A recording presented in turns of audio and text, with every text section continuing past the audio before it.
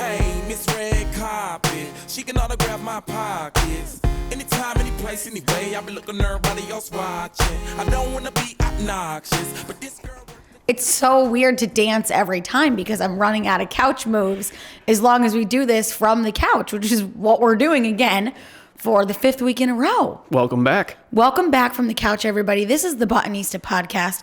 If you haven't been listening, I welcome you to a real just stream of consciousness as we try to create content for Two Buttons Deep and for the Buttonista during a global pandemic, which is becoming increasingly hard and interesting because I think for the most of us out there, we might be getting a little sick of it. Oh, yeah? I just feel like every week I'm prepping for this show and I'm like, what else can I talk about in terms of quarantine? And I do come up with new things, but I don't know. I mean, there's definitely a mundane feeling in the air week to week, but I know I haven't lost it completely because I still know what day it is. So I feel like I'm in good shape for the most part. What's your secret?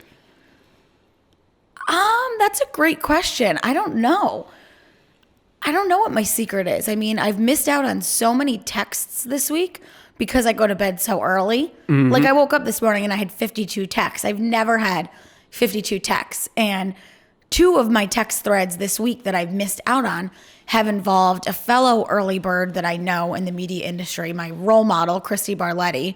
She has always bragged about being an early bird. She wakes up early. She goes to bed early. You know, she says she misses out on big events like the Oscars and the Grammys because she's asleep. And I always felt like, wow, we're very similar in our personalities. And twice this week, on Sunday and last night, I woke up to texts from her past 10 p.m. And I just felt like everybody's changing during quarantine. Even Christy, she said she's been so busy trying to blog and just like us, create new content around what's going on, that it's keeping her up. She was laughing at your video, Jack, until midnight. You and I haven't seen the other side of midnight in who knows how long. Last night was the first night I was up late. Just out of like adrenaline. Had a big video go viral. And I think it's changing everyone though. I still woke up at 3 a.m. Just because I was up till 1 a.m. doesn't mean I didn't not wake up at 3. Really? It's all over the place, Taylor. I've been thinking about your 3 a.m. wake-ups and trying to attribute it to something. I saw Erica Nardini, the CEO of Barstool, posted the other night kind of the opposite of what I'm seeing from most people. She said 10:30 is the new 2 a.m.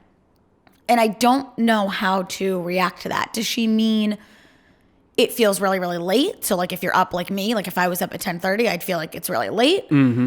I don't know. I couldn't break that one down. I think that's what she meant. But then now that I'm saying it, does she mean, I don't know. That it's, yeah, I guess like maybe if you're staying up burning the midnight oil, it's actually the 10 p.m. oil. Right. Because we've all scaled down. Right. So I think that's probably where Christy would feel because she is never up that late. She's usually done with her tasks in her day by then. But for me, maybe one of my secrets is keeping my routine because my sleep routine anyways. I haven't kept up with any other routines, but I'm still doing the best that I can. I have a couple things that I want to get back to on that, but this podcast, before I get into it, I forgot. We have a sponsor. How rude of me. I've talked for way too long without talking about Vizzy Hard Seltzer, which we know everybody has to go to the grocery store if you absolutely have to, safely with a mask on. You know what the good news about masks is? What's that? It doesn't cloud your eyesight. So you can still go through the freezer aisle, the cold aisle, whatever it's called, wherever the beer is. You can still see with clear eyes that there's Vizzy in there. And it is available at local grocery stores. And we're going to be wrapping up with Vizzy for our sponsor in the end of April. And I'm not looking forward to that because I've truly enjoyed drinking hard seltzer for maybe the first time in my life. I've tried to do the other brands. Yeah. We've done them. I think this is the best one. Vizzy is the winner. Vizzy wins. It's the drink of the spring, the drink of the quarantine. But you know what the hair of the quarantine is? Hair buns. It's not just long hair. It is buns. This has been the highlight of my week. I got sent a meme, I guess. What do you call it when someone I want to answer this for me. When it's just text. Like it almost looks like a tweet, but it's not attributed to anybody. Mm-hmm. Is that a meme? Yes. Okay, so I saw a meme. Beth Slade sent it to me, and she said, I almost spit out my snack. And it said, like this if your hair is in a weird bun right now.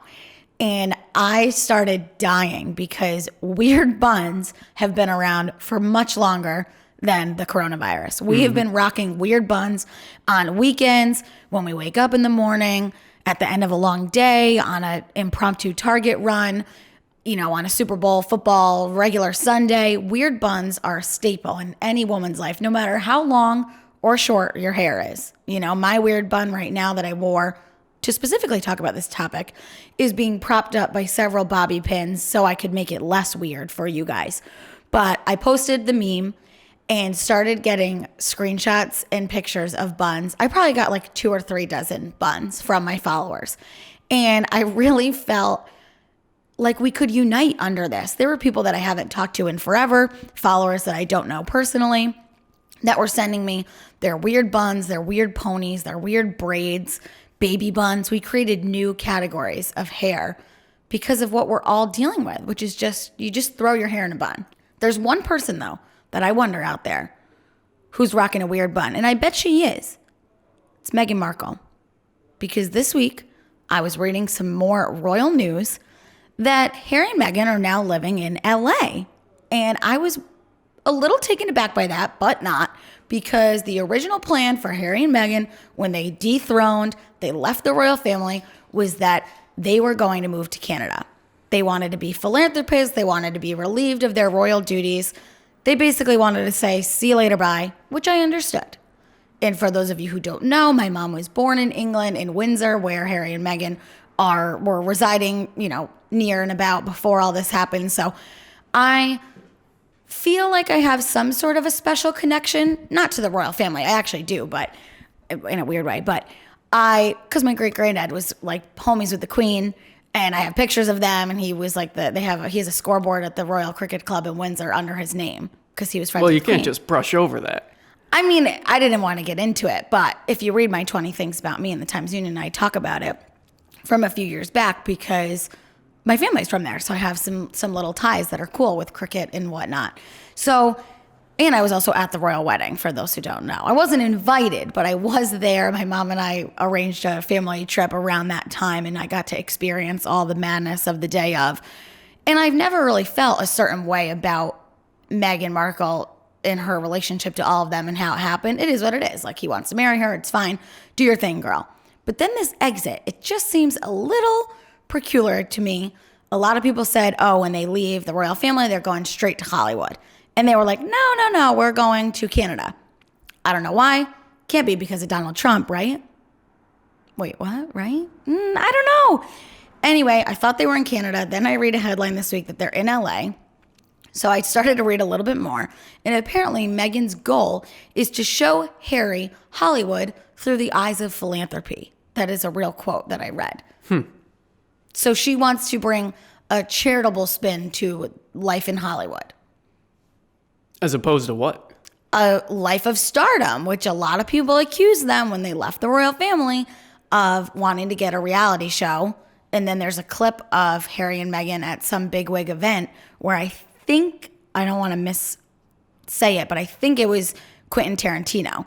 And you can hear in the audio Harry saying, do you have any roles coming up for Meghan?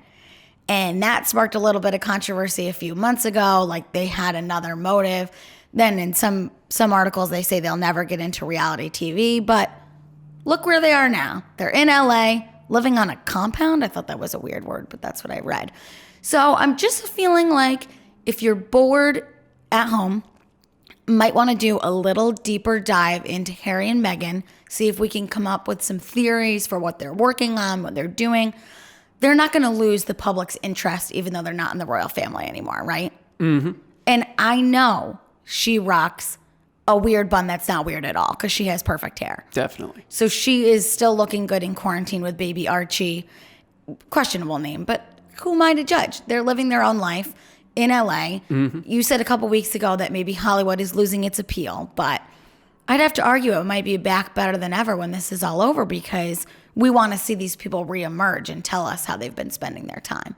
I hope they become the new Kardashians. I think they will. And We watch their family grow. Yes. Yes. I think it's naive of us to think that that's not one of their goals. I hope it is. You know, Harry was always the bad boy. I mean, I can only imagine that he's going to love a life of reality TV. I think, yeah. Which I feel like we're all living like reality TV right now. Or the complete opposite, some dystopian world called 2020. It is bizarre, and I've put a little bit of thought on how I was going to give a spin to the situation on today's show because we can't ignore it, you know, and we're all doing the best that we can. And I think we're all, if we haven't even admitted it, I think we are all struggling a little bit. Mm-hmm. And my message to everybody today who is listening to this is let's all do nice things for people, which I think we're doing. I think you should think about every day, you know, how are you doing something nice? I sent a little care package with some 2 Buns Deep swag to one of our younger fans, friends who we've connected with, and that made me feel good. Nothing crazy, nothing major, don't need a parade about it. But I'm thinking about different people in my life at this time, you know, and I don't think that you can expect to check in with everybody every day. But I did have a little, I'm not going to call it a pity party, but nobody's checked in with me. Like literally nobody. Besides my like immediate family that I would call anyways. Mm-hmm. And like my boyfriend and you guys, I guess. And I know like when big things happen or whatever, bad things happen, people have started to say like check in on your good friends, like on your friends that are positive and happy and good. Because guess what? I'm one of those people. I'm like I wake up every day in a good mood. I have a very good life. Great things happen to us. We work really hard. But I think in the eyes of others, I'm probably a pretty positive person that has a good outlook and disposition and all that. But what happens when you're one of those people, especially I think if you're out maybe in the public eye a little bit more, you have a large network, people just don't think about you, I guess, and they don't check in. And I'm like, it's so weird. Like I look at texts and threads that I'm on and like nobody ever asks me how I am. And I don't really need, again, I don't need a parade, but like, does anybody like, hello, like I'm out here too. How does that make you feel? It makes me feel like just check in with somebody. Like, I don't know, like it's not like, or not just the people that are, you know, that you know have a history of struggles or have lost their job or, you know, we're definitely, everybody's taking care of the people in need right now, which is the most important thing by far. Mm-hmm. We're thanking our healthcare workers, our friends on the front lines. I see people Venmoing their nurse friends and their, you know, essential employee friends. And I think everybody's doing a really good job of taking care of the people that need and totally deserve that like extra pat on the back. But I do think there are another group of people out there, a lot of the storytellers and the people that you see, you know, whether they're on the news or reporting or just regular people that maybe look a certain way to you, that I think still deserve a check-in because it's hard for everybody. And I think that's what I'm learning is that everybody's dealing with this differently. And I probably have way more good days than bad. And even my bad moments are like a few minutes. It's like one quick half hour of thinking and then I move on and do something else if that's my secret, like you asked earlier. But I don't know. I just felt like when you're thinking about people in your life, think about different people. Think about people that you went to college with that have a really cool job, that are living in a really cool city or travel a lot, or people that you think have a lot. Might be some of the most alone people, but they make it look differently on social media. Mm-hmm. You know? Think of the people with the weirdest of the weird buns that you don't get to see those buns. You haven't seen those buns in a long time. Full circle. Check in with those weird buns. Okay. Check in with the friends that aren't on social media and that you don't think you see all the time, because I think that's important. And I'm fine. Nobody needs to like send me anything after this. Like You're good. I'm absolutely fine. Yeah. But it makes you think about how many other. I mean, does anybody check in with you? I feel well loved. You do? Why? Because I've been checked in on, and I check in on 2 people a day. I call them. Who? Do you want to go through my list? Yeah. Who do you call? It could be a good example. I mean, what you talked about. Okay, good. Dave Hellebert. Yep. Ryan McLaughlin. Yep. Ben Blask, but he ignored me. My cousins. I have 13 cousins, so I'm hitting 2 a day. Okay, my brother. Good. And then I repeat closer people to me. Like Yep. my sister just had a kid, so I call her once or twice a week. Yep. My brother-in-law, have to share the love. It's not all about her, you know. Yeah. See, I'm happy to hear that because I think it's just important to look at like the breadth and depth of people that you know, and don't always expect someone else to reach out first, regardless whether it's a happy person or a sad person or someone that's working or not working. It doesn't matter. Just think about it, you know? And also, my last point is like, also just have conversations, I think, with people that if you are out, just talk to the person at the register. Like, just because you have to be 6 feet apart or you have to wear a mask doesn't mean you can't be kind and nice and ask how their day is going or say thank you. I think people are going to be so scared and nervous coming out of this. I keep hearing this word consumer confidence of like, okay, the restaurant's open, but like your server has to wear a mask. They have to take your temperature when you walk in, and the bars aren't going to be open and all that. And I think that's already like slipping into people's lives now. Like they're like, I'm going to get cooties. Like my mom, like, and her friends like referred it to like cooties back in the day on the playground. And I think we have like a cootie effect going on right now. Do you think we should keep wearing masks as we start to reinstate into the world? I mean, as a fashionista, I'd rather not, because it doesn't match all my outfits. But if that's going to be the difference maker that allows people to go out, I think we're going to have to get used to it.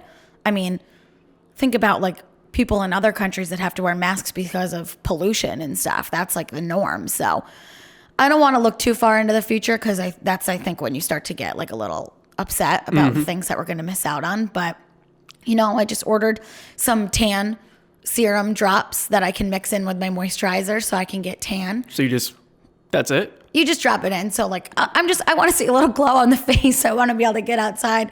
You have a rooftop.